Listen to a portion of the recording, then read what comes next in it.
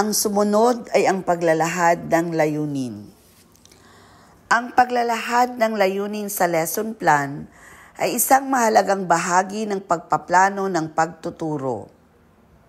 Ito ay nagsisilbing gabay kung ano ang nais mata mo ng mga mag-aaral pagkatapos ng pagtuturo.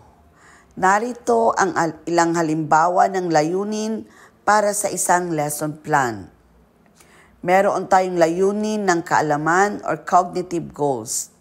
Halimbawa, matutukoy ng mga mag-aaral ang mga pangunahing bahagi ng isang halaman.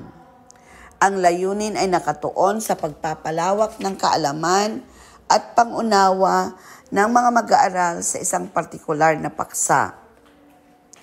Meron ding layunin ng kakayahan o skill-based goals. Halimbawa, makapagsasagawa ng eksperimento ang mga mag-aaral upang ipakita ang proseso ng photosynthesis. Dito nakatutok ang layunin sa pagpapalawak ng kasanayan at abilidad ng mga mag-aaral.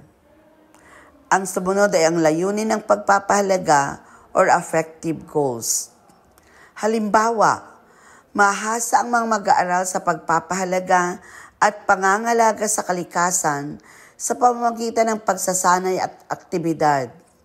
Layunin ng mga ganitong layunin na hubugin ang mga mag-aaral upang magkaroon ng tamang ugali at pagpapahalaga sa mga paksa ng pagkatuto. Ano yung mga karaniwang katangian ng layunin? Una, maalam at tiyak. Malinaw kung ano ang inaasahang matutunan ng mag-aaral.